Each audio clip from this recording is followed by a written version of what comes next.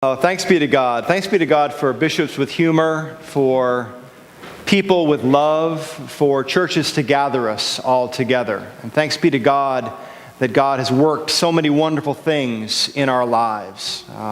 Throughout these long 325 years that we celebrate today, there's so much to be grateful for. So many blessings in this room that we can count. There are really too many to name. But again, I'll say again, there are so many people who have given so much to make this weekend what it's been, a celebratory event, a time not only to celebrate what we've become, but also to mark where we've been. And their efforts didn't just begin last month. You know, this has taken a long time to get going. And as you know, it takes a long time for things to get going in the church. And the church takes a long time to do things. But that's kind of what it is, isn't it? It's a community where people come together and get about doing God's work, which is what we continue to do today. And I'm very grateful for the history of this church. You know, like I said before, it's thought that there was a community of faith that gathered here over 325 years ago. Maybe they didn't use the name St. Margaret's, but they gathered in the Anglican tradition with our liturgy and our prayers, and they gathered in the name of God on this land. Right? And it wasn't until 1692 that a church was actually incorporated.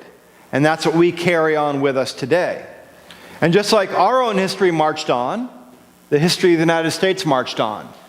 And our paths intertwined in the history of slavery.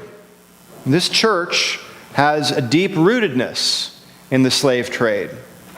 2 of the first 6 vestry members owned slaves.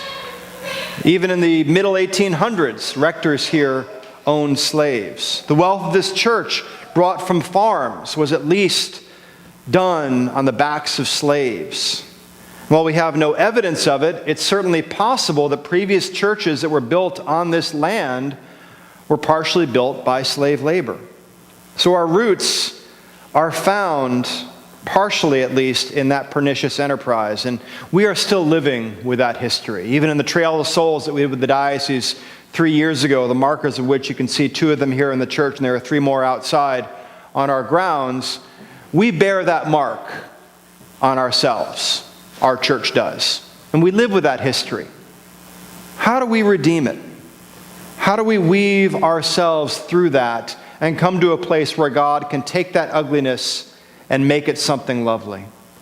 And many people have woven themselves throughout our history.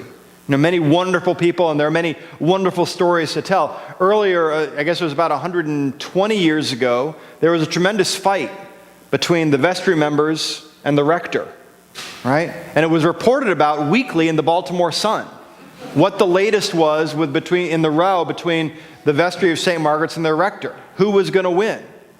And not that much later, something was wrong with the organ. They did some repairs on it, and they found a large snake had curled itself up in the mechanisms of the organ.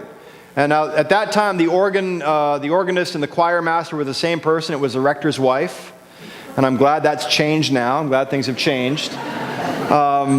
But it's amazing the stuff that this church has gone through. And it needs to be mentioned that during World War II, a lot of the men, of course, went off to fight the war.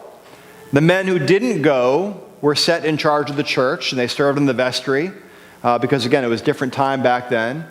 And it was thought that the finances were just too difficult, and it was too difficult to kind of keep things going for the church, so they said, we're just going to shut it all down.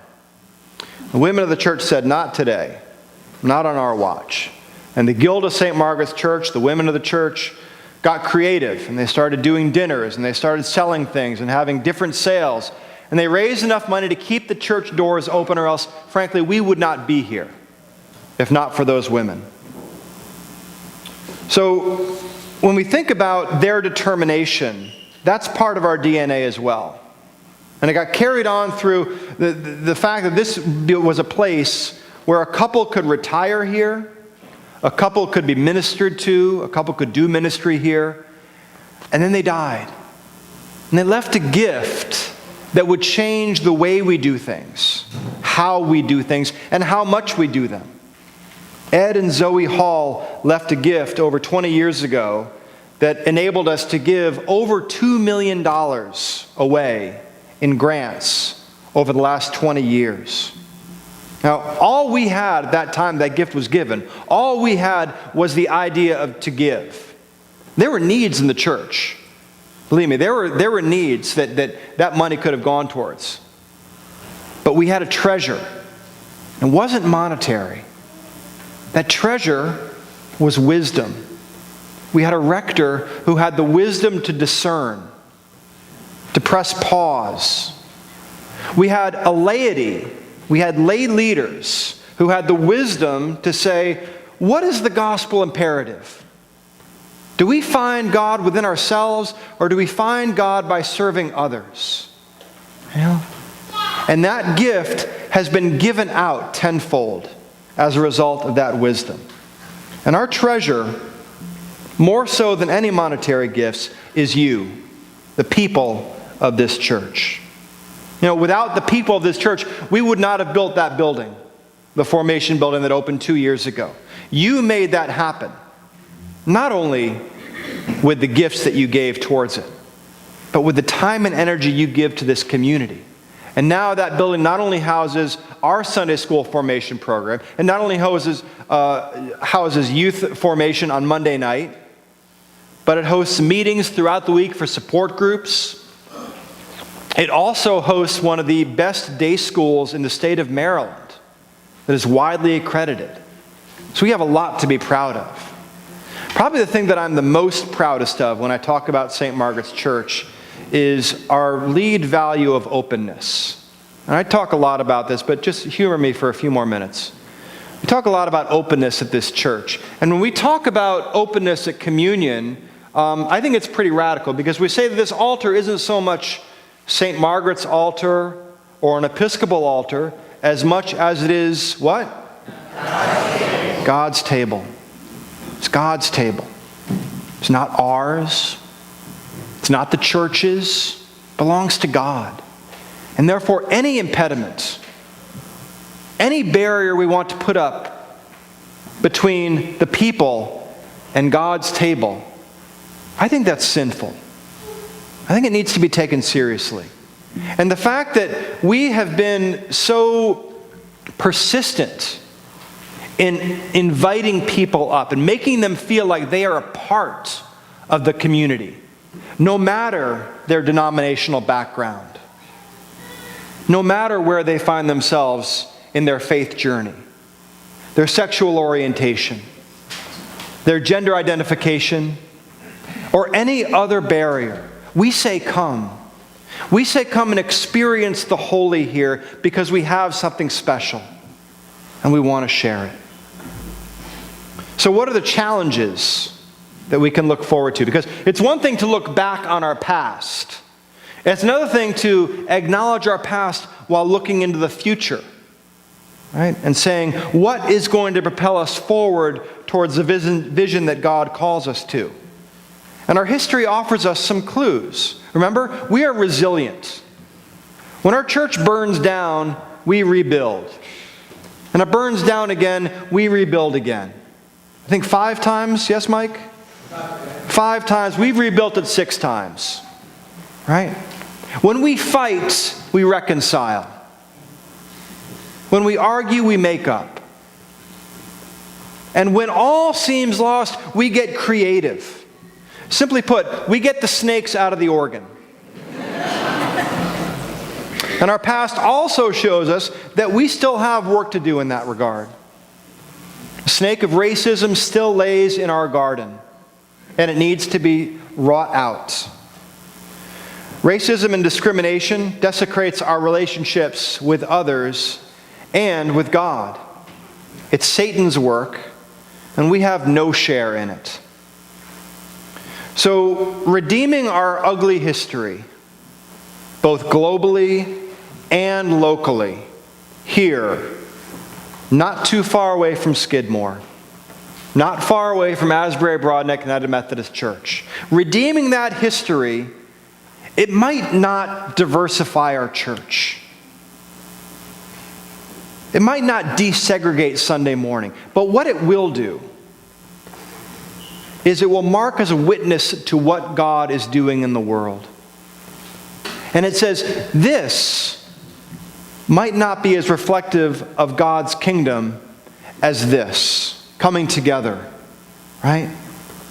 In doing that work, we don't necessarily only free ourselves or free others, but ideally we're bringing God's kingdom to bear. If we choose to remain silent about the old Jim Crow laws, the prison industrial complex, or our own privilege, however we measure that, we ourselves are imprisoned by racism. So as we look forward, we have to be more enmeshed in the community. We have to see the community as sacred space, certainly as sacred as the space that we consider to be right now. Right? Outside needs to become like it is in here. Because the truth is, we think of ourselves as a Sunday church. But how many of us have other stuff to do on Sunday? How many of us are going to go home and do work on Sunday that we couldn't get done Monday through Saturday? In a lot of ways, Sunday has been taken from the church. But guess what? That means that Monday through Saturday are also fair game for us. That means that instead of just being church here on Sunday, we get the opportunity to go be church Monday through Saturday somewhere else. In other words, to be the salt in the world, not just in the cupboard. Now, what does that look like for us? That's why I'm so proud of the Missions Commission. And I think it was your idea, Christine. I'm not naming names here, but I think it was your idea. Of Project 3.25. This idea that we look around us in a radius of 3.25 miles. What can we partner with? What organizations can we minister to and do ministry with? Right? Because we're not a church that's just going to say, oh, yeah, we're old. We're going to have a party on a Sunday morning after church and call it a day. No, we are different. We have to be a church that goes out and does things. We have to be a church to go out and do the work of God in the world. That's what we're called to do. More and more people see church as a place to go to when there's nothing else to do. We have to make church vital to our community. So, I believe that God is continuing to do very, very special things in our church. With one foot in the past and one foot in the future, we are straddling a very exciting time. Because I believe that God is the God of the redeemed past, and God is also the God of the present. And where we go, the future into which we are led, God has already been there. So, I believe our best days lay ahead. And with courage and grace and gratitude and love, let us boldly follow God into that bright future. Amen. Amen.